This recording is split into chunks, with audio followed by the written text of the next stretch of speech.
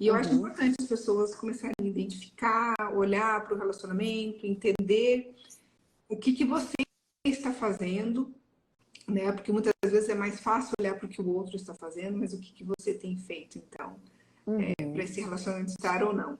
Será que as pessoas têm ideia, Lu, de quais são esses sinais aí?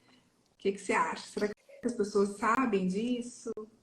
Eu acho que não, sabe? Eu acho que quando a gente faz, né, perguntas e quando a gente vai avaliando muitas coisas, a gente percebe que as pessoas não sabem, né? Muitas vezes elas até sabem, quando vão para uma terapia, elas começam a identificar alguns pontos e falam, nossa, isso sempre esteve presente, ou isso começou a ficar presente a partir de tal ponto, né? Mas aí depois de uma percepção, de parar, de avaliar, né? Agora, quando a pessoa está ali imersa na situação e não faz nenhuma busca, é muito difícil as pessoas perceberem que esse tipo de coisa está acontecendo, né? Não sei o que você percebe na sua prática. Também vejo, né? Vem aí. E que quando chega aqui na terapia de casal, na grande maioria das vezes, já vem com esses 4 sinais, tá, gente? Vou contar para vocês que são 4 e que tem aí uma fundamentação teórica, né? Tem um pensador, um psicólogo, um matemático que fala disso já há algum tempo. Então, quando chega para mim, já vem isso muito claro, que esses 4 sinais estão acontecendo com uma certa frequência. E aí eu percebo isso nos casais, mas eles mesmos têm dificuldade de perceber. Primeiro sinal, gente, que aparece e que a gente fala várias vezes aqui, que os casais chegam falando para mim, é não conseguimos nos comunicar. Né? Então, a falha na comunicação. Não ter dificuldade de dialogar, ter dificuldade de conseguir sentar e conversar, porque o que acontece é que quando senta para conversar já escala, aí já vira um grande conflito e ninguém consegue falar, né, Lu? Sim, sem dúvida. Eu acho que esse é um grande desafio dos relacionamentos e é um passo também para o fim ou para as coisas irem para um caminho que talvez não seja o desejo desse casal, né? Dificuldade em conversar, uma dificuldade em ouvir, né? A gente vem falando bastante sobre empatia aqui e é isso que está incluso aí na comunicação, né? A gente não vai se aprofundar no que é comunicação e no que não é, mas em algum momento acho que a gente pode até falar sobre isso aqui em alguma live ou algum conteúdo, porque de fato a comunicação envolve vários pilares, envolve vários fatores, né? Então, e empatia é uma delas. E sem comunicação, como há de ter conexão, entendimento, né? Se eu não sei o que está passando com o outro, ou se eu não expresso aquilo que eu desejo ou que me incomoda, ou qualquer coisa nesse sentido, como é que eu espero que esse relacionamento se alinhe, né? Esse é um ponto muito importante. E aí a falha dessa questão da comunicação, muitas vezes o que eu vejo vai para o lado pessoal, né? De um e o outro estarem ali nessa comunicação preparados ou para um ataque, né? Ou para se defender. E aí tem muita coisa que a gente poderia falar sobre isso, realmente que a gente pode pensar em fazer uma live só sobre isso. Os pilares da comunicação e as dificuldades aí. E aí, Tem um outro ponto, né, Fer, que acho que é um tópico 2 aí, que eu acho que envolve a comunicação, que seria a questão da crítica, né? Então, se eu não me comunico, como a gente já falou, se eu não expresso o que eu espero, se eu não sei o que o outro espera de mim, se eu não sei o que tá agradando, tá desagradando, nem a mim, nem ao outro, é um caminho meio inevitável a crítica, certo? Concorda comigo? Eu tô vendo só o comportamento, eu não sei a intenção dessa pessoa.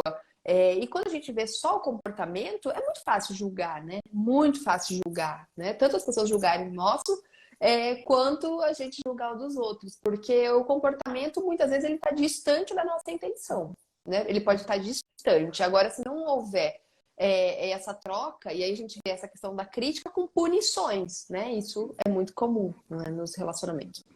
E aí eu falar, né, no que eu penso, de acordo com o que eu tenho como verdade, como eu construí a minha vida baseada em várias situações, e aí eu quero que o outro entenda, né, ou ache certo. E aí tudo que acontece diferente daquilo que eu entendo como verdade, eu critico, eu julgo.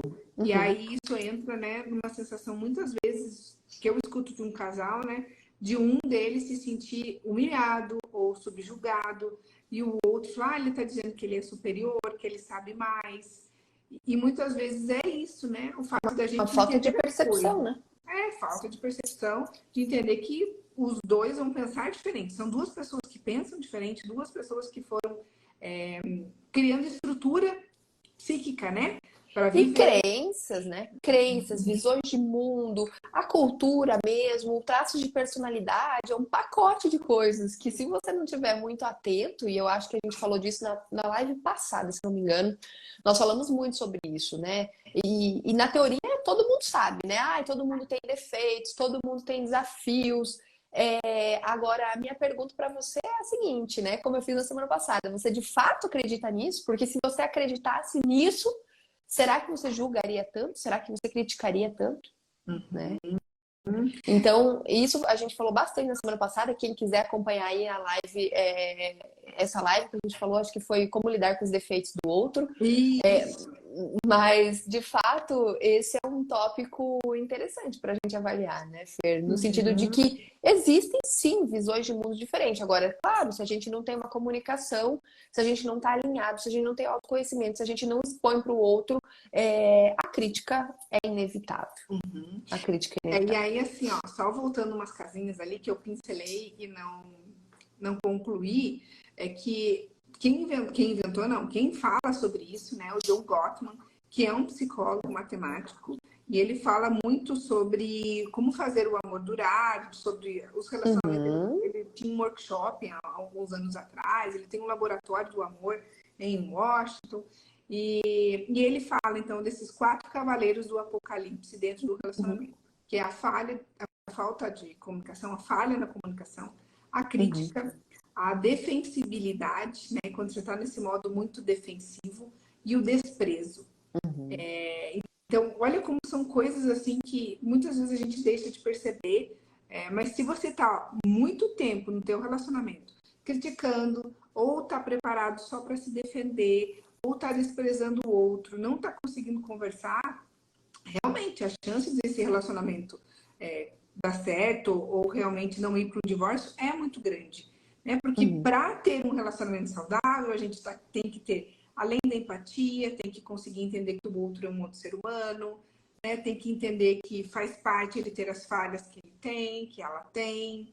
Eu tenho que conseguir abrir espaço para ouvir essa pessoa, né? Ouvir com amor, com atenção. Eu tenho que estar disposto a fazer alguns sacrifícios, mesmo que isso não seja confortável para mim. Não estou falando de coisas extremas, mas a gente não vai fazer só o que a gente gosta, né? A gente vai fazer algumas coisas que talvez não sejam algo que você goste muito, mas que você sabe que é importante para o outro. Então, o amor sabe, Fer, eu tava vendo esses dias uma pessoa que é bem referência na área de neurociência falando um pouco sobre isso, né? Que felicidade é também fazer coisas que a gente não gosta. Né? Isso também faz parte da felicidade, né? Imagine se a nossa vida fosse só coisas maravilhosas, só fazer tudo que você gosta. Será que você teria noção do complexo do que é estar bem, do que é felicidade, do que é não estar, né? Então, fazer o que a gente não gosta, fazer as coisas do dia a dia, isso também faz parte da nossa vida, também faz parte do nosso dia a dia, independente se seja um exercício físico, independente se seja uma ação dentro do teu relacionamento. Faz parte da nossa vida. É uma ilusão você imaginar que você vai fazer só coisas que você gosta. E que a felicidade é fazer coisas só que você gosta. Isso é uma ilusão, tá, gente? Não existe. Né? Não existe. E isso é um caminho para o fracasso. Você achar que dentro de um relacionamento você não vai ter que fazer nada que você... Se você não é parte da solução, você é parte do problema. É isso mesmo, Alexandre. O pessoal está acompanhando aqui a gente. Alexandre, a Dai, obrigada aí pelo acompanhamento aqui. O pessoal que mandou oizinho, palminhas. E é isso mesmo, né? Se você não é parte da solução, a gente sempre fala isso aqui, você é parte do problema. Então, veja, de que lado que você está? E o que você pode fazer, né? Porque muitas vezes o casal entra nesse ciclo, né, dos cavaleiros do apocalipse ali e só consegue visualizar as coisas ruins. né? Só consegue ver a crítica, só consegue ficar o tempo inteiro na defensiva, desprezar e não conseguir se comunicar. E aí, assim, quando E vem aí, para terapia de assim, né, casal, Fer, quando chega até o nível de desprezo, só pra gente olhar para isso, quais são as consequências disso? Aí a gente não tem uma vida sexual ativa, a gente tem um afastamento, a gente tem uma individualidade muito grande, e por isso, claro, que o casal vai seguindo caminhos que talvez não seja o caminho da união, né?